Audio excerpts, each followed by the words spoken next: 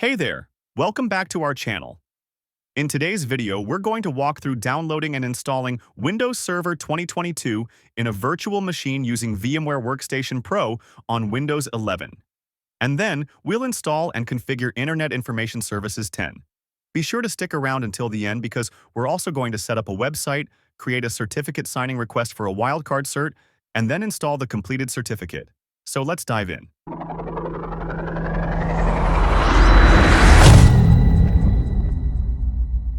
Microsoft has made it really easy to try out their latest software. As you can see, you can download the ISO file or even a pre-configured virtual machine.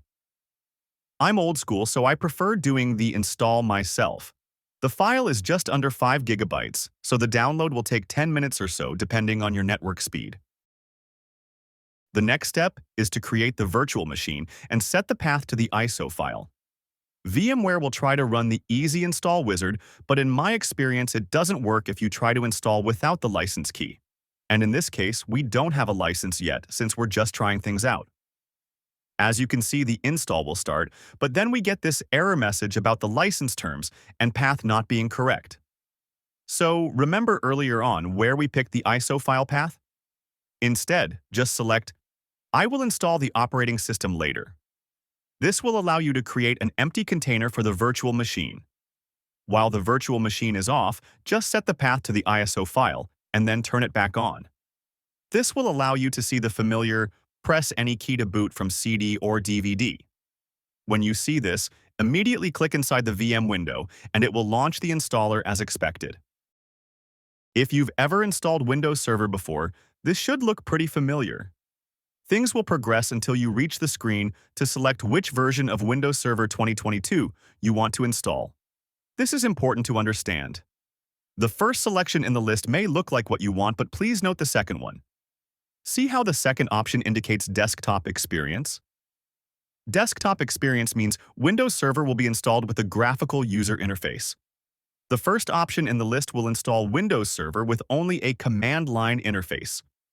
So unless you're some kind of command line PowerShell ninja, I recommend selecting the desktop experience. Accept the license terms of use, click Next, and then select Custom Install, and then select Drive 0 Unallocated Space, and click Next. While we wait for the install to finish, I'll highlight some of the new features in Windows Server 2022.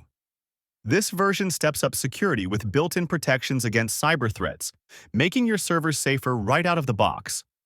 Networking is also faster and more dependable, so your applications and services run more smoothly. Plus, Windows Server 2022 is designed to work seamlessly with cloud platforms like Azure, making it much easier to connect and manage hybrid environments. Overall, it's all about stronger security, better performance, and easier cloud integration. And boom! There you go, dog. You've arrived at the desktop for Windows Server 2022. Good job. Oh hey, please check out the affiliate links in the description. They help keep our channel alive. I really appreciate it. Now let's set up IIS 10. To install IIS, you need to open Server Manager and click Add Roles and Features. Next, select Role-Based or Feature-Based Installation and click Next. Select the local server from the pool and click Next. Now on the Server Roles menu, select Web Server IIS, click Next, and then click the Add Features button. Since this is a sandbox environment, you can select as many features and role services as you want. This is your opportunity to try things out before going to production. However, following industry best practices, you should only enable the features and services your server and applications truly need. If anyone ever disagrees with you, just ask for the business justification. Otherwise, if you enable features you don't actually use, it could end up becoming an attack vector in the future. Seriously, ever heard of SQL injection? Nobody thought form field validation was important until their site was hacked with a single quote. When you're done with your selections, click Next. Click Install to finish setting up IIS, and then close Server Manager once it completes. Now let's open IIS Manager. You can find it in the Administrative Tools group. Pin it to the Start menu and taskbar to make it easier to access in the future. You will see a default site has been created, but I always delete that. I also always set up my sites outside of iNetPub.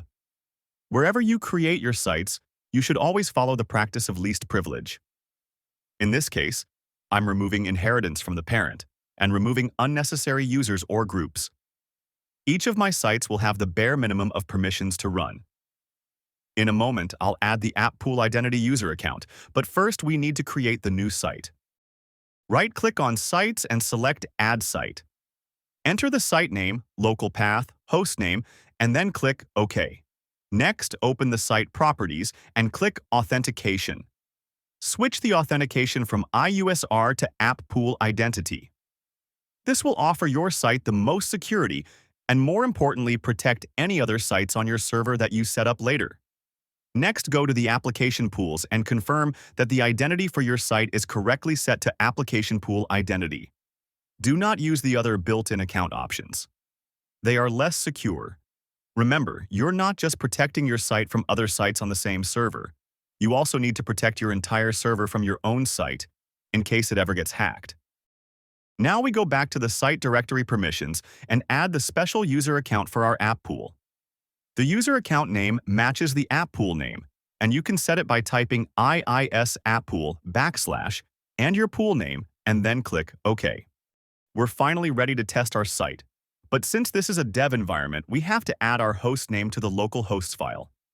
This is a special file on Windows servers that allows you to bypass DNS and tell Windows to look for your host name locally using internal IP address 127.00.1. After entering your settings, just click Save.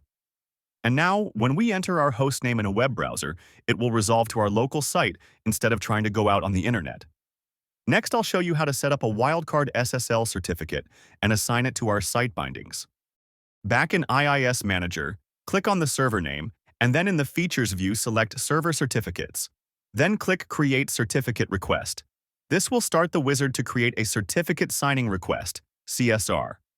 Since we want to create a wildcard certificate, I'm going to enter the common name using an asterisk. This will allow the certificate to work for any host name.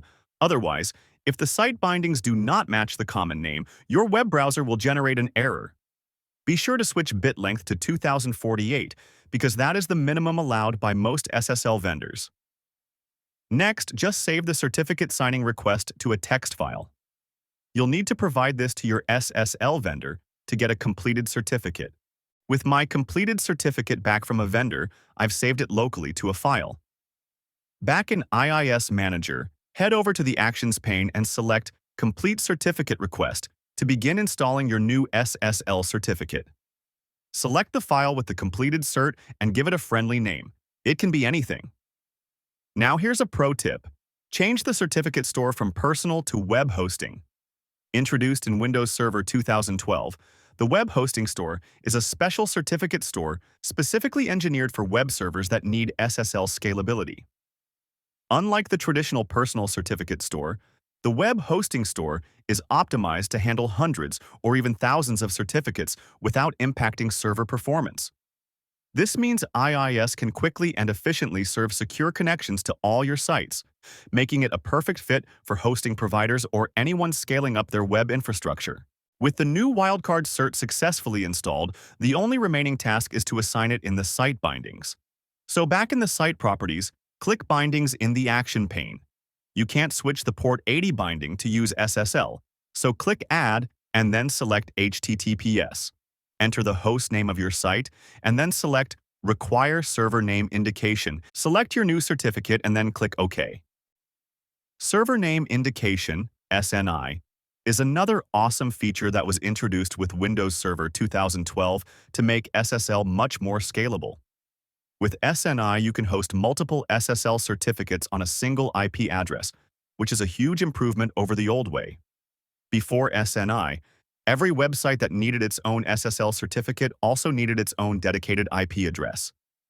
Now, thanks to SNI, you can securely run multiple SSL-enabled sites from just one IP if needed, making server management much simpler, more efficient, and ultimately cheaper. It's cheaper because hosting providers will charge you a fee for each additional IP address you need. Now, you can delete the port 80 binding. Using the net shhttp SSL cert command, we can see how SNI works. Without SNI enabled on our site, we can see two addresses using certificates, but we don't know what is what.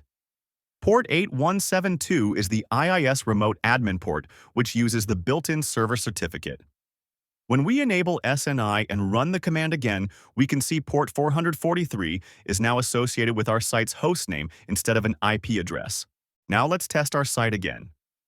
But this time we'll use the new certificate. And there you go. Our new site is successfully protected using the wildcard cert. So let's recap what we've covered. Using VMware Workstation Pro, you can install a virtual machine using the free Windows Server 2022 Evaluation ISO. With Server Manager, we installed the web server role. With IIS 10, we set up a new site and isolated it using its unique application pool identity. We created and installed a wildcard certificate. And finally, we learned that hosting multiple SSL certificates is a breeze thanks to the Web Hosting Certificate Store and SNI. Thanks for watching. Oh hey, please check out the affiliate links in the description. They help keep our channel alive. I really appreciate it.